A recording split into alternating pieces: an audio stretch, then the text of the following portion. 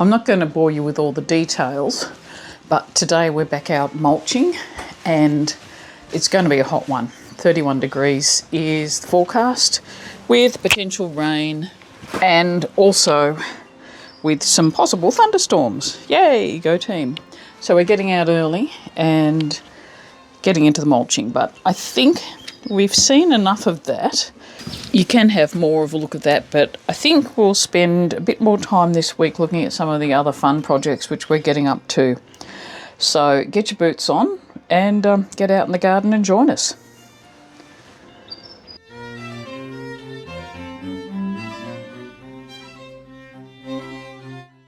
I'm pushing ahead with one of my pet projects, and that is to start growing a lot more of the smaller native plants, the really decorative daisies and herbs in pots. And this is something I've been interested in for quite a while. Last weekend we took a visit to sort of combination open garden plant sale, which was held not far from us, and it was a fantastic garden, and it was wonderful because she had exactly the sort of plantings that I'm interested in. So these are some of the plantings in her garden, featuring particularly out the front a lot of Western Australian plants. So some of those would actually have to be treated as annuals because they are not going to survive Canberra frosts. They might have a better microclimate than we have, but yeah, I'm not expecting they do very well. One thing I do know is that I do want to have my plants more in tubs as arrangements, and I found particularly because of drainage can be an issue with native plants, that's often a better way to do it. The shrubs are good in the ground, but yeah, for some reason I seem to lose a lot of the smaller daisies and things like that. We've been out this week having a look at various options at the nurseries, and to be honest, there's not a lot which is really what I'm after. We have got a couple of bowls that we've bought which we're going to try. I've also got a bowl that I'll be recycling, and I'll show you more about that later. In the interim, I'll be working with some of the plants that we've already got growing here. So the ones I got at the nursery a couple of weeks ago.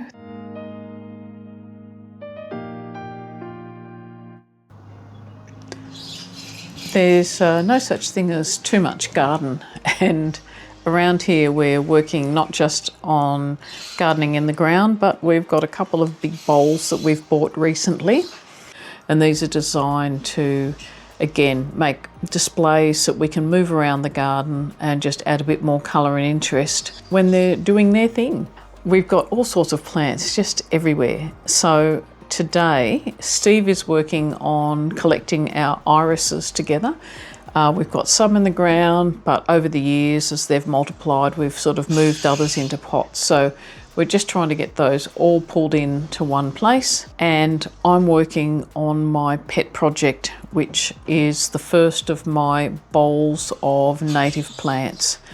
The iris are fairly straightforward. The main thing we need to do when we're planting these out is actually get them so that they're planted so that the corms, that swollen root that they have, is close to the surface, because they actually need the warmth of the sun on that to help them flower. Now, they're not going to flower this year. Our other iris is actually already flowering, and these ones probably won't flower till next year. But one of the other things Steve has done to help them get over their transplant shock, apart from giving them a good feed of sea salt, is actually to cut the leaves off halfway, which again just means there's less stress on the plant, less transpiration, and that's going to give them a really good start in their new home.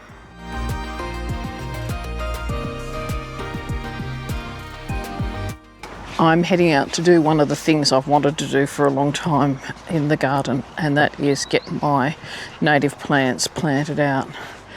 I'm going to stick them in this bowl over here. I think it's normally meant to be like a bowl for water lilies or something. It only came with one hole, but as you can see, Steve's drilled a whole lot of holes in it. So one of the things I really need with native plants is lots of really good drainage. and that's what's going to happen here. Of course, none of this starts without a lot of hard work and preparation, and I think I've spent the better part of half an hour this morning getting this all done. The soil mix is really important, so I've got some native plant mix, potting mix, and I've also got some coarse sand, which I'll be mixing, well, 50-50 is the recommendation. Some of these plants I'll be using like quite a dry mix, or not so much dry, they like free draining. I'm filling these bowls with basically grassland plants, lots of daisies and some spiky things and some lilies too. There are these gorgeous copper wire daisies which are already flowering. This Helichrysum, which I think is also a fairly tall form. It's Helichrysum rutidolepis, Kiandra Form. I think that's actually also going to be quite a tall one. The other thing I'm really keen to get in here are some purple flowers. And there's another daisy, Calotis. So yeah, that's actually going to be quite a full tub, I think, already. And I think this Thysanotus maybe. Not sure whether that's going to be too much. Just stand back and have a bit of a look at that. That's not bad. Got a bit of variation in foliage, which is always nice, like these strappy things. Thysanotus multiflorus. This is actually one that grows locally. So I think that one's going to be the feature plant for sure in this bowl, and there might be space around the back for another one of the daisies. I'll just wait and see. So right, I'll just pull those ones out and get my Thysanotus planted first. And given that this bowl is sort of like in the middle of the garden, I think if I was against a wall I'd plant this back, but I think I'm actually going to plant it a bit more towards the middle and then let the other things flower around it.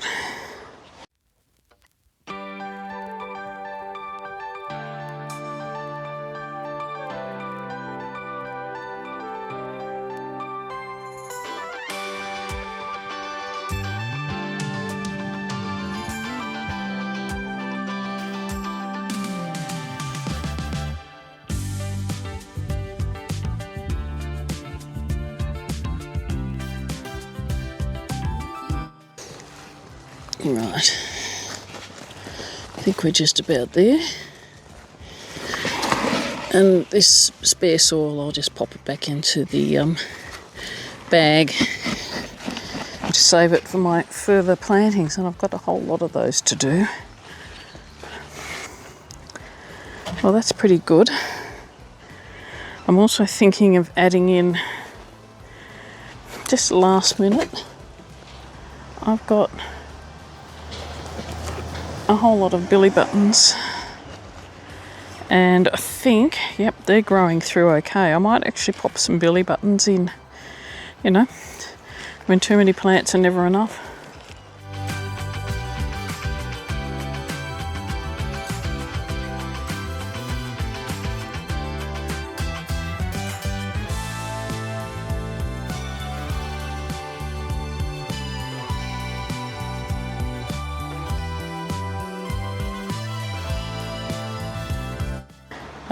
Not surprisingly, I'm really happy with that, and I'll just look forward to seeing that as it settles in over the next week or so.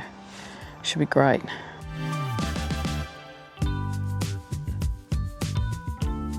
I just wanted to give you a quick update on what's happening with the things we've planted earlier this month or the end of September.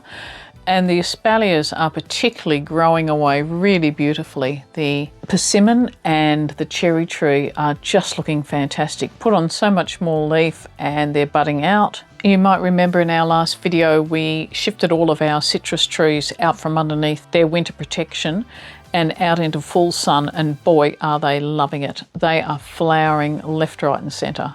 And they're also putting on lots of new leaves, so I'm hoping that that means we're going to get a lot of new fruit.